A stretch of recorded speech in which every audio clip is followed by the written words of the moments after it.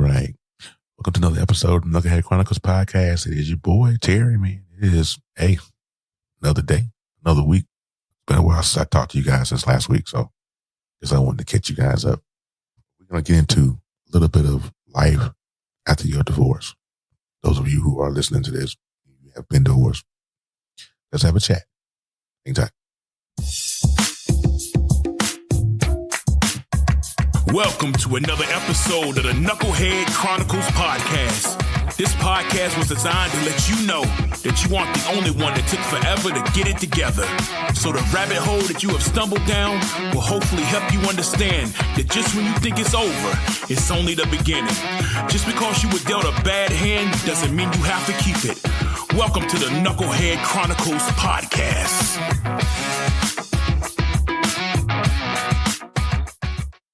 All right, and welcome back to another episode of Knucklehead Chronicles podcast. It is your boy, Terry, man. We're going to get into a little bit of life after divorce, right?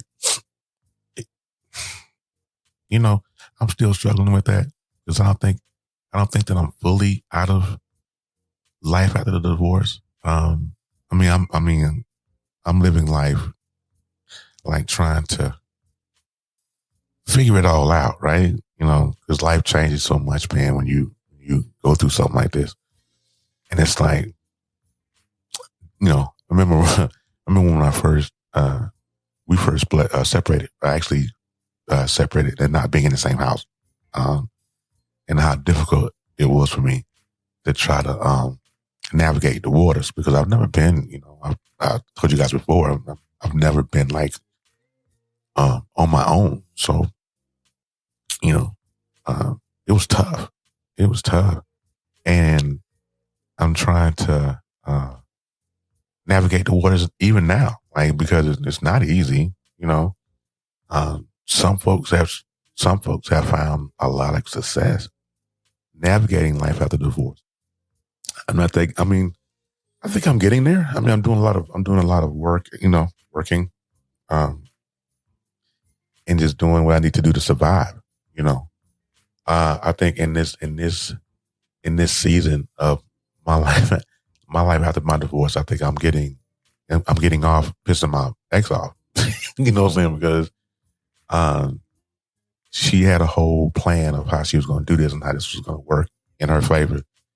And she took advantage of the situation because I was in a dark place and I really couldn't make decisions because I was emotionally, checked out, And so now that I've kind of woken up and like, okay, I can't let you do this to me. I get it. You're upset. Here's the thing I understand. All right. I want everybody to understand that there is not just one person in a situation to make something be over. Right. Like everything that happened with us just wasn't my fault. It just wasn't me. It was me, but it just wasn't me. I want you guys to catch that. I wasn't the only one. There were things that, she did. There were things that I did. And the culmination of the two is what ended the marriage. But however, she has decided that I'm the bad guy. I ain't gonna tell everybody that I'm the bad guy. And I was the problem and all that good stuff. So if you're listening to this, check where you are in the situation, right? If you're the bad guy, you're the bad guy. You're going to be the bad guy in somebody's story anyway. So it don't matter. Stand on it. You know what I mean? Everything isn't going to be peaches and cream and it's not going to be rosy, right? Just people are just people. And they're not going to, tell their bad side because it makes them look crazy to people. Just like, I'm sure that my wife is not going to go and tell everybody, well, yeah, I did some stuff too. And, and that's what, just in order for somebody to do that, they have to be honest. They have to be honest. Somebody has to say, yeah, I did that. I stand on, most people, some people stand on business. Others don't. You know what I'm saying? Because they spend their life trying to make everybody else look bad, And, it's that's life. Things happen, right? And so I'm still struggling with that, and then on the other end of it, you're trying to move on. Do you date? How long is it after your divorce? Do you start to take in, love interest? I mean, the the logic here is that you don't. A lot of people say, "Oh, don't date nobody else," there because the old adage when you break up with somebody or you divorce them, and they always say, if you can't get under one, no, the best way to get over somebody is to get under somebody else. And then I know you're laughing because it still chuckles. It still makes me chuckle to the day. It just does, right? Because I used to do that when I was younger. When I was young, that was my thing. That was my go-to. You know what I'm saying? I'll break up with somebody, or she broke up with me. It's like, let me go find, the next one and get up under, her, or on top of however you guys choose. I'm not a power bottom. Oh, sorry, that was a bad reference. Okay, but anyhow,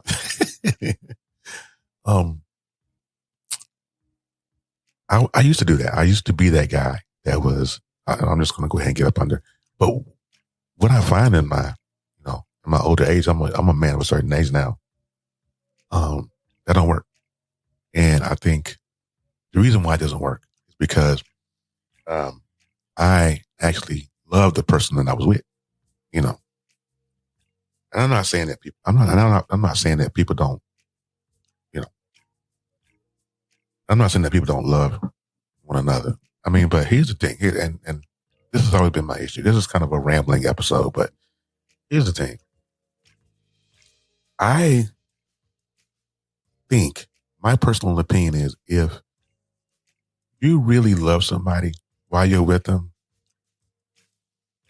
I get the whole, they say about women, once they're done, they're done, da-da-da-da. She probably checked out months ago, and she probably did, right? But even in that case, if you love somebody, like for real, and you've been in that, like for real, you went through the struggle, you went through, all of that. Do you feel guilty about dating someone else soon after? I have a feeling. I mean, and anything that I will say will probably be purely speculation. But I think my wife was dating someone the day she announced to me she wanted a divorce. You know what I'm saying? That's just, again, pure speculation. Not saying that she was, don't know. But there were some instances that happened after to let me know that there was someone she was at least talking to. And she had at least two in the chamber. So it may not have been a full-fledged dating situation. It might have been a full-fledged boyfriend and girlfriend type situation, but I can guarantee you she had at least two in the chamber. And that's okay. Because like people say, she checked out a long time ago. But women, I have to ask this question. And if you listen to this and then you're a woman, feel free to hit me up, email me, hit me up on Facebook, Knucklehead Chronicles Podcast, at gmail.com if you want to answer via email or if you want to hit me on Facebook. But here's my question. When you check out, if you have checked out of your marriage or your situation, whatever, why don't you leave? Why don't you leave? Why is it you stick around and then play this charade for another year? I'm confused at that because that's what happened. That's what I think was happening with me. Is that she checked out last year. I think she checked out when she went to go see her dad. You know what I'm saying? I think she checked out then. But why put up this charade for another year? Why? Because she didn't try to work on anything. We didn't go to any kind of counseling or any kind of therapy or nothing. I don't understand why. I'll put up this charade. If you're done, leave. Fellas, same way. And I'm not just getting on the ladies. Fellas, same way. If you have checked out, if you have said, I'm done, whatever, leave. Don't waste that woman's life any more than you already have. Leave. But the thing of it is, sometimes some of us are silly gooses, and we feel like we can just do whatever we want, and there's no repercussions. I'm telling you, fellas, there's repercussions behind everything that you do. So here I am, divorced. Enough. I mean, we got some stuff to work out as far as visitation and financial support and all that jazz. But I'm going to court for that because you're not going to rape me. I'm not going to let you rape me. If anybody's going to rape me, it will be the courts of Missouri, the courts of Boone County, Missouri. That's who's going to rape me. It won't be you. I can promise. Anyways, so here I am, divorced, looking crazy. I guess I'm single, ready to mingle, I guess. And I'm going, I don't want to do this. I don't want to do this. I've done this. And I just am exasperated. Like, I don't want to do this anymore. Like, I don't want to date. I don't want to have to, jump through hoops. I don't want to have to, I just don't want to. So here's the question that is left is that, do you date? Do I date? Do you move on? And if you do, how long does it take you to move on? How long does it take you to say, you know what? I'm gonna go ahead and date shorty out. Now, I think it's, I think going out on dates isn't a bad thing, right? I don't think it's, it's detrimental to your health if you take somebody else out after the divorce or whatever. But, I'm talking about, full-fledged, that's my girl. I'm her man type situation. That's what I'm talking about. I'm not talking about going out on dates, and having dinner and things like that. I'm not saying that. I'm saying in a full-fledged relationships. Do you do that after a divorce? And if you do, how long does it take you? So that's my question I'm going to pose to my listening audience. Now, I'm going to answer it, for me, because it's me, right? For me, I'm scared. I'm scared of dating someone after my divorce. I'm afraid of it because one thing that I don't want to have to go through again is the rejection.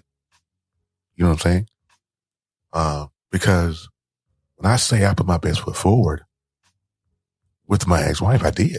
I tried to anyway. Did everything I was supposed to do. Yeah, I made bad choices. Nobody's perfect, right? Made bad choices. That's not justification to say, yeah, I made bad choices. Nobody's perfect. That's not justification, but it's just what it is. I made bad choices and all that, but I did everything that I think that I could have done. If we was in financial straits, I tried to make, work 16 hours, whatever, to, make that money so we can get back on even keel. I did everything I could. Right. So yeah, I'm afraid personally, just so anyone who wants to shoot that shot at me and who's ever watching this, you want to shoot your shot at me, just know that I'm scared. I'm petrified of it because I don't want the rejection. I know life is life and people are going to reject you and not everybody's going to accept you. Right. But I'm just afraid of the rejection. I'm afraid, I think as a guy, I think I'm still chivalrous, right? I still open doors and things of that nature. But I don't want to always have to show that side. Like, I don't want to be chivalrous all the time. I want to be lazy. My life for me after my divorce is like, I know what I'm doing, but then I don't. It's like, I don't want to put up some kind of crazy facade that I'm ironclad tough over here. That ain't how it is. That is not what it is for me. And I'm still navigating my life after my divorce. I have friends that support me and carry me and, you know, putting budgets together for me and stuff, and, you know, trying to, you know, make sure that I'm straight and land on my feet, because, you know, all that. But on my way out, right, I want to say this, and I saw this post on Facebook. I thought it was tremendous, right? And it said, don't make any kind of, don't react to certain situations. You know, don't react. Don't move. When somebody says something stupid and you see it or you hear it or whatever, don't react, because God saw it too. So the battle is not yours. You know, that's what I got out of that. The battle is not yours. So even when people have something to say, even when people, you know, throw dirt, drag your name, you know, whatever, don't react to it. I'm learning that. That's the season that I'm in. Is that in my life after my divorce, and the life after my divorce, is that I'm in this season of learning how to let people just talk. You're gonna say whatever you're gonna say about me. I don't care. You know, if anybody's listening to this podcast that are friends of hers, tell her what you gonna do. You know, it's like you know, Hulk Hogan back in the day. What you gonna do? You know, what are you gonna do? I mean, we both hurt. You know, we both hurt each other. But that's the key there. If two people that are divorcing could just simply have a conversation and say, hey, you know, you hurt me, I hurt you. There were situations that I didn't like, situations that you didn't like, you know, and you had decided to go a separate way, and that's cool. Let's have an amicable split. But no, you want to go tell everybody I want Jack, you know, this and that. But I'm in this season in my life after my divorce. I'm in this season where I just don't care anymore, you know. And that used to bug me. And I used to sit on here and I even took my Facebook private, because I just didn't want to see or have people's opinions about me. I'm going to put that bad boy back public today, because I don't care. Because I don't care. My thing is, I have, you know, I have a life to live just like she does. You know, I don't sit here, I don't bash her. You know, that's the thing, right? There's a high road that we all must take at some point. I mean, you don't have to take, you know, some people don't take the high road. Like Deion Sanders said a couple months back a couple of years ago, he told Tony Romo, I wanted the high road here, Tony, but I lost the address. And some people lose the address to the high road. So I'm trying to take the high road, but sometimes it's hard. But in this life, after my divorce, trying to make sense of myself, of my life, trying to put it back together, trying to, you know, be a good father to my son, not burn myself out from work. You know, it's a lot that I got going on, you know, emotionally, you know, excuse me. But I believe that eventually, one day, it's going to all subside. Things are going to be good. I'm going to be able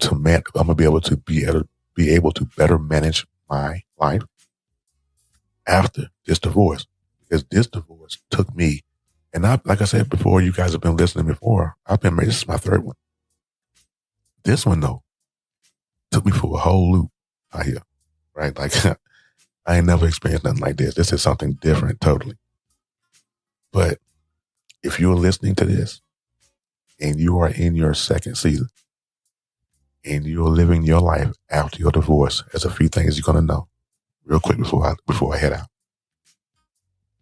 It hurts. Allow yourself to feel it, right? Allow yourself to feel it. Every emotion. Allow it. But this is what I learned in my situation with mine, is that it's okay to cry about it. It's okay to feel a way about it. It's okay to be angry. It's okay to feel all of that. It's okay. But what we can't do is stay there. We absolutely cannot stay there, because those negative vibes, those negative energies, those bad feelings, those ill will, all of that will eat away at you. And then, and the funny thing about it eating away at you is that it eats away at you from the inside. On the inside out, or it works its way to the outside. Because if you're holding judgment, if you're holding grudges and you're mad and you're doing this, it eats away at anything positive on the inside. And then all it's going to do is just work its way out. And then you'll start looking ugly to people, and people don't want to, like, ooh, he or she, boy, he looks sick. What's wrong with them? It's okay to feel that way. It's okay to hurt, because divorces aren't, pillowy. They're not, the night ice cream sundaes, they hurt. And, mine tore me up. I'm still tore up. Don't get it twisted. Don't think that I'm over here healed, because I ain't, right? But, you have to take it one day at a time. That's an episode I did a couple days ago, or last week. One day at a time. You love them, let them go. They didn't want to be there in the first place, probably. I know mine didn't. So I could say that. Move on.